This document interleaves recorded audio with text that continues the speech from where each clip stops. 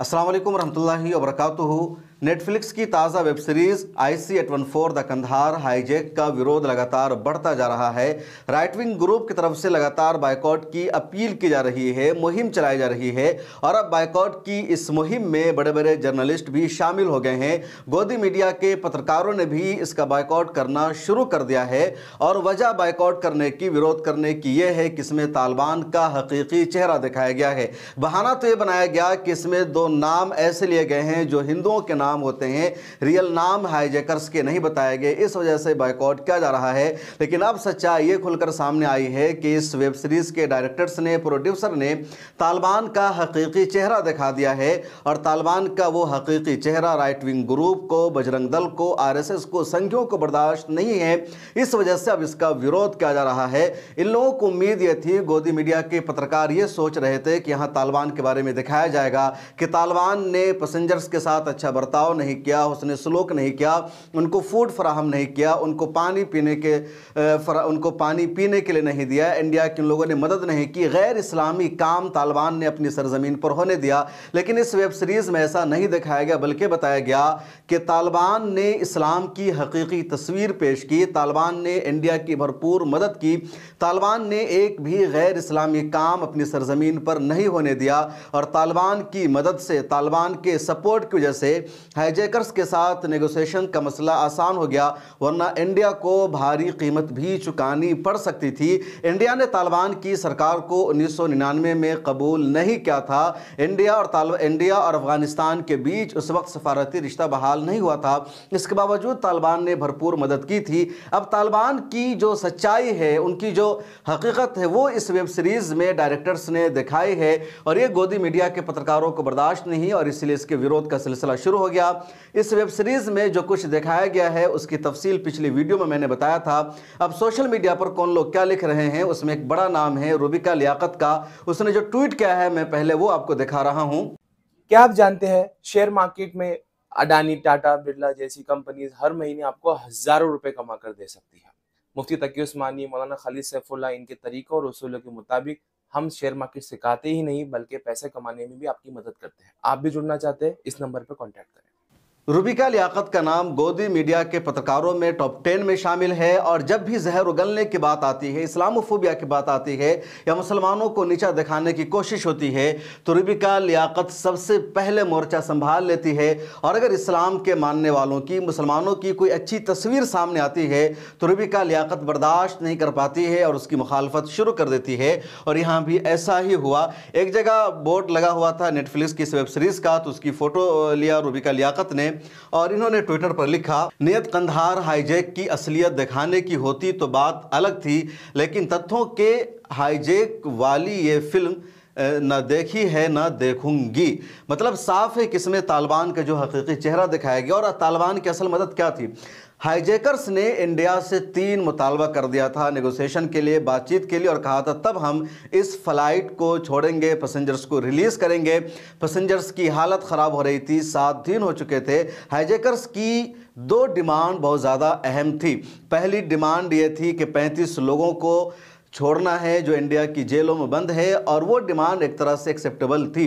लेकिन दूसरी डिमांड थी कि सज्जाद अफगानी जो मौलाना मसूद अजहर के साथ जेल में था, उसकी 1 महीना पहले ही मौत हो चुकी थी, उसकी लाश मांग रहे थे हाईजैकर्स। हाईजैकर्स की तरफ से कहा जा रहा था कि नापाक सरजमीन पर उसकी लाश दफनाई गई है, हम इसको बर्दाश्त नहीं करेंगे, हमें उसकी लाश चाहिए।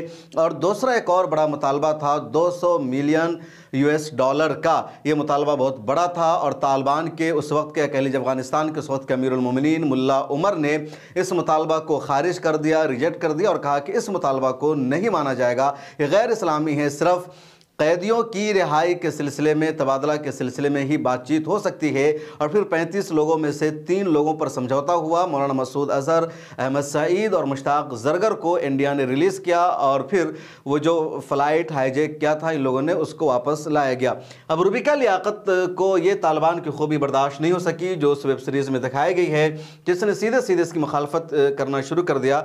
अब नीचे इस मोहतरमा को बहुत सारे लोगों ने जवाब भी दिया है और किसने किस तरह का जवाब दिया है वो मैं आपको ज़रा सा दिखा रहा हूँ। रिजवान खान ने इनको जवाब दिया, ये प्रमोशन चालू किए हैं गोदी मीडिया वाले, एक तरह से बाइकआउट करके इन्होंने इसको प्रमोट करना शुरू कर दिया है।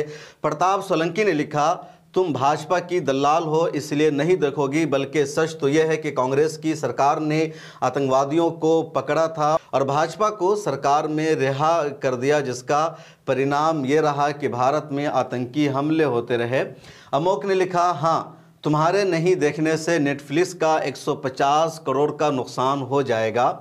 ये पूजा डुबे ने लिखा, good for you, don't watch, read a real book instead of the grabbed on WhatsApp forwards that you consume day in day out, or you should watch the interview of the real hostage। कि तुम जो WhatsApp पर आता है उसी को देखो, तुम इसको मत देखो, या फिर जो इंटरव्यू वहाँ जो होस्टेज थे उन्होंने दिया है उसको देखो, तब तुम्हें सच्चाई पता चलेगी। नेटफ्लिक्स के नाम से एक अकाउंट बना हुआ है, उसने जवाब दिया ये फिल्म नहीं वेब सीरीज़ है। किसी ने लिख करके इनको जवाब दिया कि इनको नेटफ्लिक्स और वेब सीरीज़ का फ़र्क नहीं मालूम है। वसीम अकरम त्यागी जर्नलिस्ट है, इन्होंने इनको जवाब दिया फिल्म के निर्देशक अनुभव सिन्हा को जूता फ़र्क नहीं पड़ता तुम्हारे नहीं देखने से। रुबिका लियाकत, वैसे भी तुम्हें किसी ने पीले चावल नहीं दिए हैं देखने के लिए, लेकिन कमाल की बात है कि तुम बिना देखे ही फिल्म पर तमाम आरोप लगा डालो। नीरज झा, ये भी जर्नलिस्ट है, इन्होंने लिखा, बिना देखे कैसे जाना आपने तथ्यों को हाईजैक किया गया है। ज़ुबैर हयात ने लिखा, व्हाट्सअप जिंदाबाद, यानी तुम व्हाट्सअप यूनिवर्सिटी पर जो चीज़ें आती है वो देखो, नेटफ्लिक्स की वेब सीरीज़ मत देखो। डॉक्टर संदीप यादव ने लिखा, जिसके जीवन का हर कथ्य बिना तथ्य है वो तथ्य की बात कर रहे हैं। बिट्टू शर्मा ने लिखा, तेरे को कौन इनविटेशन दे रहा है रुबिका, रूह बिका लिखा इन्होंने, मतलब इसकी रूह बिक चुकी है। कुलदीप यादव ने लिखा, तो तुम्हें बुला कौन रहा है देखने को, वैसे भी तुम भाजपा के पालतू चमचे हो। एक और ये विशाल जीवती दे अग्रवाल, इन्होंने लिखा, चमची जी खुलकर भाजपा के एजेंडे के सपोर्ट में आ गई है। अटल बिहारी वाजपेयी की निकम्मी सरकार की पोल खुल गई है। फिल्म में अंधभक्त इसलिए फालतू की बात को मुद्दा बना रहे हैं। सौरभ ने लिखा, किसी आदमी के सामने खाना रखा है और वो उसे बिना खाए बोल रहा है कि खाना ख़राब है, तो उसे आप क्या कहेंगे। विशाल ने एक और कमेंट किया, चमची जी खुलकर भाजपा के एजेंडे को सपोर्ट में आ गई है। अटल बिहारी वाजपेयी की निकम्मी सरकार की पोल खुल गई है। फिल्म में अंधभक्त इसलिए फालतू की बातें कर रहे हैं। इनका वही कमेंट रिपीट है। डॉक्टर शीतल यादव ने जवाब दिया, मत देखना बहन, आपके समझ में भी नहीं आएगा। बाबा लपेट्टू नाथ ने जवाब दिया, अलग अलग नाम से अकाउंट है, पर ये इस फिल्म का पोस्टर रोज़ ज़रूर देखा करेगी। मिस्टर मिसेस जी ने लिखा, घुसपैठिया साहिबा खुद को जर्नलिस्ट बोलती हैं और ये नहीं पता कि ये फिल्म नहीं वेब सीरीज़ है। के नेहरा ने लिखा, आपका बहुत अच्छा फैसला है, झूठ के प्रोपेगेंडा से हमेशा दूर रहना चाहिए। तो अब तक के कमेंट में एक वाहिद कमेंट मिला है जिसने किसी तरह इसके सपोर्ट में लिखा है, वरना सारे लोग इसको अलग अलग अंदाज में गालियां दे रहे हैं। धर्मेंद्र यादव ने लिखा, एनकाउंटर को तलाश रही थी पुलिस भाजपा में शामिल, इस पर कुछ लिखिए। कुछ लोगों ने कोट भी किया, मैं ज़रा देखता हूँ कि कोट वाले ट्वीट में क्या कुछ लिखा गया है। राजशेख नाम के एक यूज़र ने रुबिका लियाकत के ट्वीट को कोट करते हुए लिखा, भाईजान तुम नरेंद्र मोदी की बायोपिक देखो और प्रोपेगेंडा मूवी कश्मीर फाइल देखो और उसका ही गुणगान करो। तुम अगर ऐसी मूवी देखोगी तो मोदी जी जोबी सेना तुम्हें छोड़ेगा नहीं। मी हर एक यूज़र ने लिखा, तुमसे किसी को उम्मीद नहीं है असलियत देखने और समझने की। एक और ने जवाब दिया, तो Modi, Kashmir file, Kerala story, emergency, the accidental prime minister जैसी टुच्ची प्रोपेगेंडा फिल्म देखो, किसने रोका है। एक और ने जवाब दिया, अब इस फिल्म को फ्लॉप होने से कौन बचा पाएगा, बाकी मूवी बेहतरीन है, एक बार देख चुका हूँ, दूसरी बार आज फिर देखूंगा। ये मोहित चौधरी ने जवाब दिया। ये सैफ आयरनसी, इन्होंने ट्वीट किया, कश्मीर फाइल और केरल स्टोरी तो ज़रूर देखी होगी भाई लियाकत आपने। मेरा भारत महान नाम से एक यूज़र है, इसने लिखा, कोई फ़र्क नहीं पड़ता 140 करोड़ के देश में मोदी के ग़ुलाम और किसी ऐसे की तैसी देश के नागरिक 5 बार देखेंगे। इसने अमिताभ चाचा ने लिखा, नियत असली पत्रकारिता की होती तो अलग बात थी, लेकिन चरण चाटुता से भी भरा ये शोषण कभी देखा न कभी देखूंगा। शमीला सिद्दीकी ने लिखा, please don't watch, it is not mean for ड्रामेबाज पीपल, लेकिन ड्रामेबाज लोगों के लिए नहीं है, तुम मत देखो। अपडेट्स नाम से किसी ने जवाब दिया, रूबिका जी आपको न देखने से कोई फिल्म फ्लॉप हो गई हो, ऐसा कुछ याद है क्या आपको? नहीं माने ऐसे ही पूछ रहे हैं। ये सेम खान ने लिखा बिफोर यू और बिफोर आफ्टर, मतलब इन्होंने एक तरह से मजाक उड़ाया कि तुमसे पहले भी दुनिया ऐसी थी, तुम्हारे बाद भी दुनिया ऐसी ही है, कुछ फ़र्क नहीं पड़ता, तुम मत देखो, तुम्हारे कमेंट की कोई वैल्यू नहीं है। ज़ियाद ने लिखा जिसे गॉडसे फिल्म देखना पसंद हो उसे कंधार हाईजैक कैसे अच्छी लगेगी। तो अलग अलग अंदाज में लोगों ने कमेंट किया और रूबिका लियाकत को साफ जवाब दिया कि तुम्हारे देखने ना देखने से कोई फ़र्क नहीं पड़ता। देखिए गुरमीत सिंह ने जवाब दिया दरबारी गोदी मीडिया वाले वैसे सच कड़वा ही होता है। तो सच्चाई यह है कि नेटफ्लिक्स की इस वेब सीरीज़ में सच्चाई दिखाई गई है और सच्चाई वो है जो उसमें से बहुत कुछ को छुपाया गया था, बताया नहीं गया था। जो पूरी वेब सीरीज़ है इसमें हक़ीक़त पर मबनी वाक़या को डॉक्यूमेंट की शक्ल में पेश किया गया है, जिसको वेब सीरीज़ कहा जा रहा है। बहुत सारी वेब सीरीज़ ऐसी होती है जो फ़िल्म पर मबनी होती है, यानी जो एक अफसानवी किरदार पर मुश्तमिल होता है, हक़ीक़त पर मबनी वाक़या उसमें शामिल नहीं होता। लेकिन ये पूरा का पूरा हक़ीक़त पर मबनी है और एक एक किरदार को सही अंदाज में दिखाया गया है। जो लोग होस्टेज थे, जो लोग इस फ़्लाइट में सवार थे, उनसे भी मीडिया ने इंटरव्यू किया और उन सब ने इंटरव्यू के दौरान माना कि जो कुछ हुआ था एक्चुअल में वही इस वेब सीरीज़ में दिखाया गया है, उसके अलावा नहीं दिखाया गया है। इस वेब सीरीज़ में पायलट का किरदार अदा किया है विजय शर्मा नाम के एक अदाकार ने, और जो असल पायलट थे शरण देव, उनसे इनकी मुलाकात भी हुई है और मुलाकात के दौरान भी जो खबर आई है वो यही कि जो कुछ हुआ था वैसा ही दिखाया गया, कुछ भी फ़र्क नहीं है। ये जो कैप्टन है जहाज़ के, उन्होंने भी तस्लीम किया, उनका स्टेटमेंट सामने आया है। तो ये सारी सच्चाई। उसके अलावा ये जो बंदा आप देख रहे हैं इसका नाम कुछ और था, लेकिन बर्गर नाम से यहाँ ये आया था और इसने पायलट्स से, तमाम पैसेंजर से, एयर होस्टेस से अच्छी खासी दोस्ती कर ली थी। जो उसमें होस्टेज थे, जो बंधक बने हुए थे, उन सब ने इसके किरदार की तारीफ़ की कि उसमें एक बंदा जिसका बर्गर नाम बताया गया था वो बहुत अच्छा था, बहुत दोस्ती कर ली उसने, किसी को कोई नुकसान नहीं पहुंचा रहा था, हर तरह से ताउन कर रहा था, सपोर्ट कर रहा था। तो इसकी भी तारीफ़ की जा रही है। हाईजैकर्स की लोग तारीफ़ कर रहे हैं कि इसका रवैया अच्छा था, एटीट्यूड अच्छा था। इसमें ये जो बंदा है जिसको चीफ करके बुलाया जा रहा था, जिसका नाम असल जो डॉक्टर के नाम से था, यही पूरे को लीड कर रहा था, इसका नाम असल शाहिद अख्तर है इस हाईजैकर का।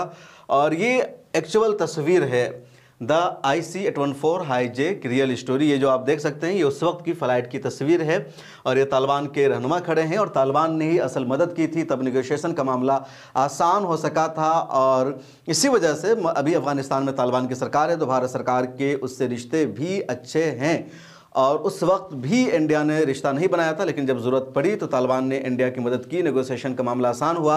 और इसी वजह से इन लोगों को ये बात बर्दाश्त नहीं हो रही है कि तालिबान की तारीफ़ क्यों की गई है, तालिबान का ऐसा चेहरा क्यों दिखाया गया। मुत्तहिदा अरब इमारात ने औरतों को उतरने पर मजबूर किया था, बच्चों को वहाँ उतार लिया था। हाईजैकर से कहा था कि हम उसी वक्त तुम्हारे जहाज़ में तेल भरेंगे जब तुम औरतों और बच्चों को यहाँ उतार दोगे, क्योंकि इस्लामी तालीमात के ख़िलाफ़ है कि कोई जंग के दौरान या किसी भी वजह से बच्चों को, औरतों को अगवा करे, उनको बंधक बनाए। तो मुत्तहिदा अरब इमारात ने भी इस्लामी तालीम पर अमल किया, तालिबान ने भी इस्लामी तालीम पर अमल किया। और इस वेब सीरीज़ में बताया गया है जिससे इस्लामोफोबिया नहीं बल्कि जो लोग इस्लाम को बदनाम करते हैं, जो लोग इस्लाम के बारे में गलत सोचते हैं, उनकी इमेज सही हुई है, उनको इस्लाम की सही तालीमात मिली है इस नेटफ्लिक्स की वेब सीरीज़ की वजह से। और यही इन लोगों को बर्दाश्त नहीं है और इसलिए बाइकआउट किया जा रहा है अलग अलग बहानों से। एक मरतबा मैं आपको बताता हूं कि कैसे इस फ्लाइट को हाईजैक किया गया। तो देखिए ये काठमांडू है और काठमांडू एयरपोर्ट से शाम के 4 बजे 24 दिसंबर 1999 में एयर इंडिया की फ़्लाइट ने उड़ान भरा और जैसे ये फ़्लाइट यहाँ पहुँचती है इंडिया के स्पेस में, आधे घंटे के बाद फ़्लाइट के हाईजैक होने का ऐलान हो गया। कहा गया तुम काबुल की तरफ चलो। तेल नहीं था, जहाज़ को दिल्ली उतरना था, लेकिन दिल्ली उतरने की हाईजैकर्स ने परमिशन नहीं दी। 2 ऑप्शन था, लाहौर और अमृतसर। लाहौर ने अपने यहाँ जहाज़ को उतरने की परमिशन नहीं दी तो मजबूरी में अमृतसर में जहाज़ को लैंड कराया गया।